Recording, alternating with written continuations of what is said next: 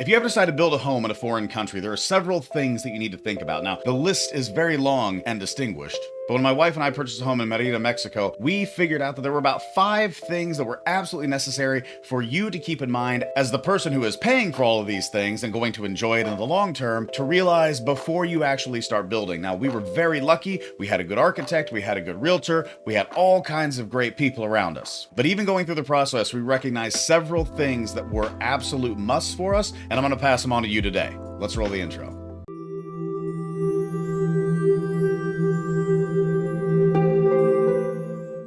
Now, for those of you who are new to the channel, my name is Alexander Howell, as you just saw in the intro, and my wife and I purchased a home in Merida, Mexico about 3 years ago, renovated it over the course of 2 years, even through the pandemic and everything else like that, and we eventually had and have our current place, which we absolutely love, and we're able to spend a lot of time in last summer, next summer, and for many years and months to come. And because we have a background in real estate, we knew a few of the things that were absolutely important to us. But whenever you're building in a foreign country, those things can get a little confusing if you're not sure exactly what to do. Now, the number one thing is to find that good architect. The number two thing is to know a little bit about what you're looking for before you start the process. And by the way, I have a lot of videos on this channel, so if you like this video, please feel free to hit the like button and subscribe to the channel. And if you hit that notification bell, that will actually let you know anytime that one of these videos goes live, or if I live stream, you can come onto the channel, ask me any questions you want. I try to be as responsive as I possibly can. And yeah, so do that. And if you have any questions after the video, feel free to text me 816-727-7740, email alexander@alexanderhowell.com, or follow me on any of my socials at Alexander from KC, like Kansas City. And pretty much Instagram is the main thing that I do, but contact me on any of those. Follow me. You will see lots of pictures of Mexico and all kinds of things. So there's my spiel. Let's get back to it. Now, the home that we built in the state of Yucatan was quite the project, and it changed a lot of the very beginning stages. But the number one thing that we had to recognize was the thing that we realized as people who have purchased a lot of homes, sold a lot of homes, and renovated and rented and all kinds of different things. Location. Now, I know it's the easiest thing in the world for a realtor to get out there, but location is absolutely true. But in a city like Merida, Mexico, the one thing that you need to concentrate on is that the neighborhood has to be incredibly suited to your needs. Now, what do I mean by that? Well, you have neighborhoods like Santa Ana, Santiago, and those are absolutely beautiful neighborhoods, and they are in some of the best locations possible. But just like my neighborhood, they have smaller streets, fewer parking areas, and are very popular, so the prices are going to be high. Now, the reason that they're high is because they're also next to a lot of the most recognizable features of Merida. You're talking about Plaza Grande, Parque de Santa Lucia, you're talking about Paseo de Mateo. Those are the neighborhoods that kind of run those areas. They're the most popular areas, they're the most popular neighborhoods, and the price is going to reflect that. Now, in ours, which is Merida or Chenbec, you're going to find a lot of houses and streets that look very similar. However, because it's further off, it's going to be a little less crowded, which for us is positive. You're going to see a lot fewer people, which is similar to the less crowded thing, but it also means a little bit more parking, a little bit less traffic, all of those things that come with that kind of area. And the positive for us was we were able to get a much larger home or lot size because we moved a little bit further out for a much more affordable price.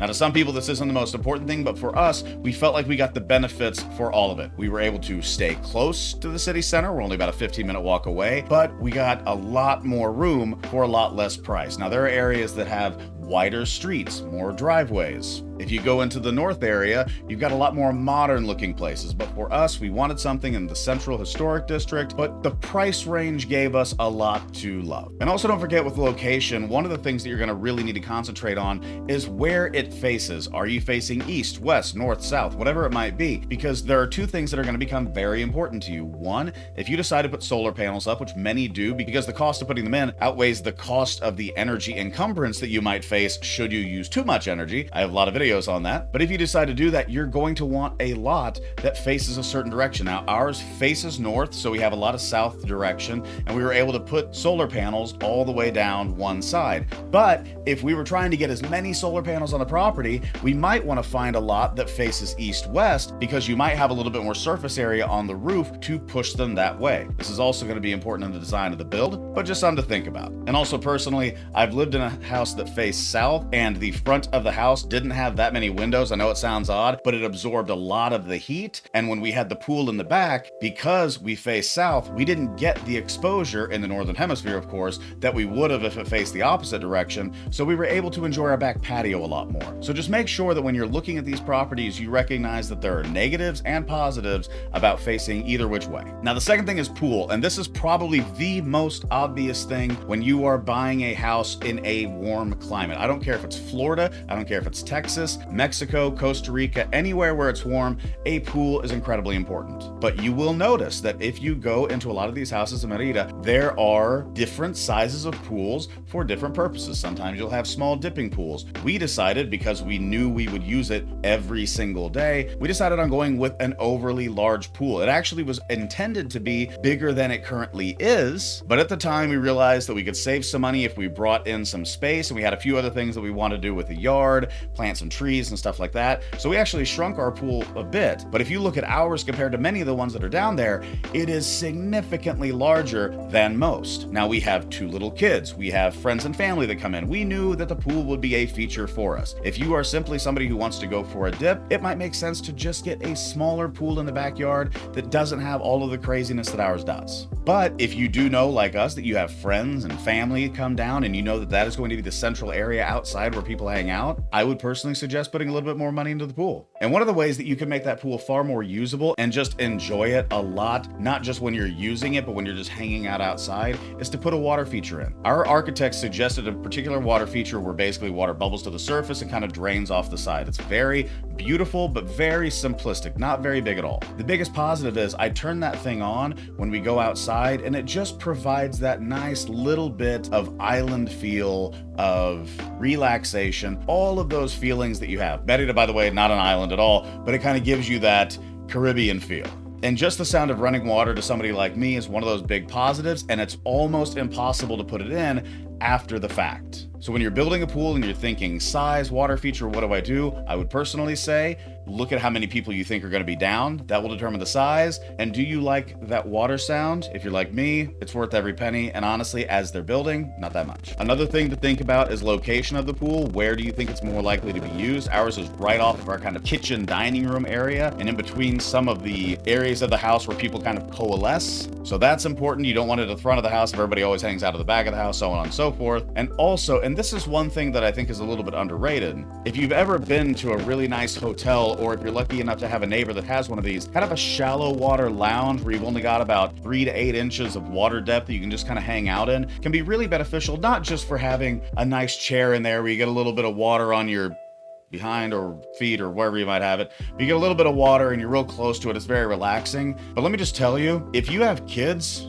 it's worth every penny. You don't need chairs out there. That is where they are going to hang out 90% of the time they're in the pool. They might want to swim around, but if you've got little kids, having that little shallow water shelf, absolutely amazing. Number 3 is overhangs. And this is especially important when you think about a place like Merida where it is incredibly hot. Overhangs keep that heat away from you and probably 10 to 15 degrees cooler. Now, our outdoor spaces, everywhere that we actually hang out outside of one little sunbathing platform, they are all covered by 10 to 15 feet with overhangs. It keeps it cooler, and not only does it do that, but it also keeps the rooms inside cooler. We're gonna get to something else later down the line, but it's really nice to be able to have that big overhang, keeps the sun out of there, keeps the sun from penetrating inside, and just reduces the amount of heat that you have. This might sound nominal, but look at some of the videos that I have about the overhangs that we have in our house, and I promise you, it is ludicrously important to have them. I would also tell you to, without question, include fans. Make sure that even though it's blocking out the sun, it's still going to be hot.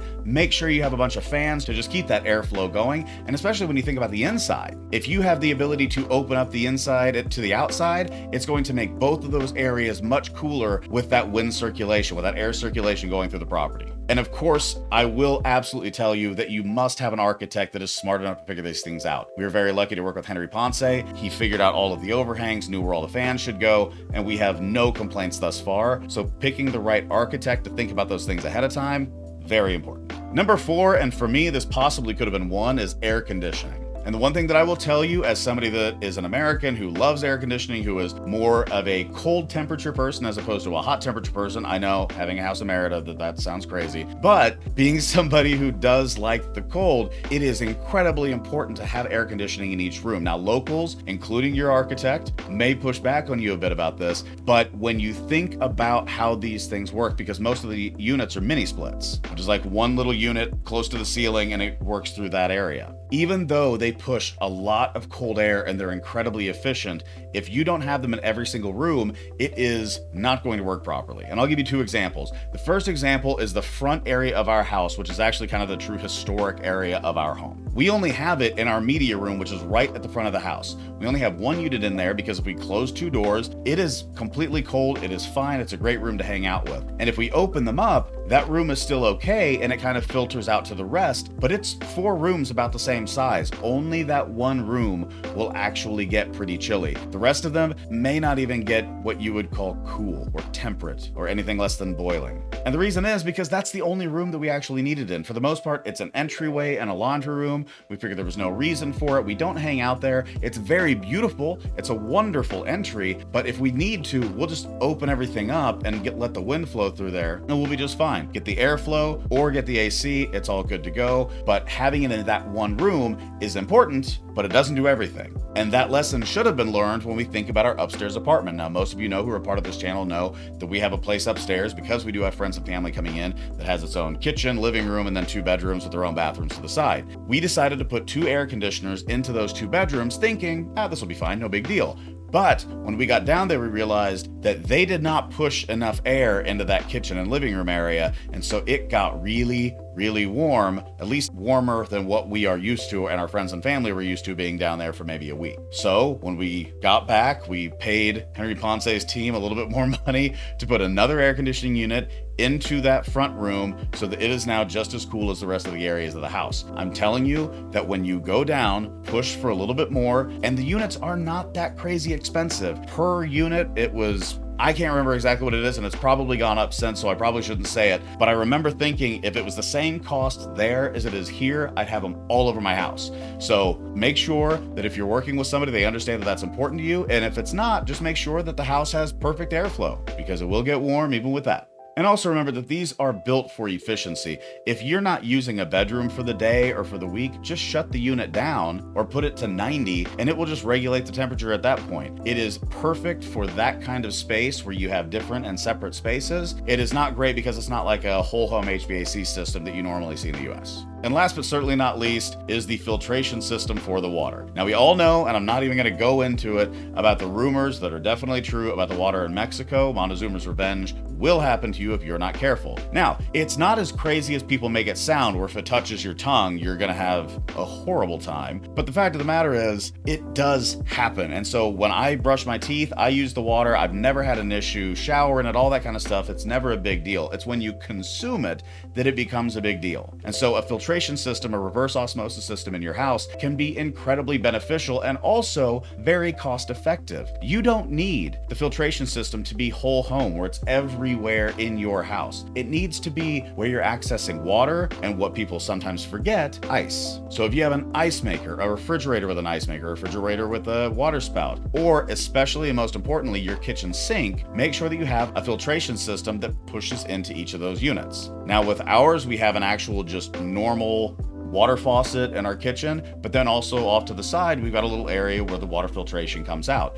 It's not a big deal. It wasn't expensive, and it is absolutely worth it, not just for health, but also for convenience, so that you don't have to go get giant 5-gallon jugs of drinkable water, put them on the stand and have that. And hopefully you don't go through it like my family does, where we go through several gallons a day. But this allows you to have filtered water in your house, and as long as you maintain it properly, again, just like everything else on this list, it's not that expensive and it's really worth it. So all of these things I feel are incredibly important. And again, I can't say it enough. If you haven't watched the videos on this channel about my house's construction, about how we define real estate and travel and all those kind of things, please feel free to subscribe to the channel. You can see all of those different videos. And if you're still here, you obviously have enjoyed it. So please feel free to hit that like button. I'd very much appreciate it. And follow me on all the socials. All of that information, by the way, is down below. So Instagram, the Facebook group, Travel to Merida, that is my particular Facebook group. All of that information, the links are down below. please feel free to be a part of that and text me, email me, like I said before, 816-727-7740, and I will be happy to answer any questions that you might have. You can also find links to become a member of this channel or visit my Patreon, where I have several ebooks that talk about all kinds of different histories and things to know about Merida, Mexico, and kind of our experiences as well. I try to keep that up and provide at least one per month. There are several other positives there too, where you don't have to watch all the commercials that you might have to on YouTube. So thank you so much for watching this video. I hope you appreciate it. Feel free to comment down below. Let me know what you think the next video should focus on. And as always, peace.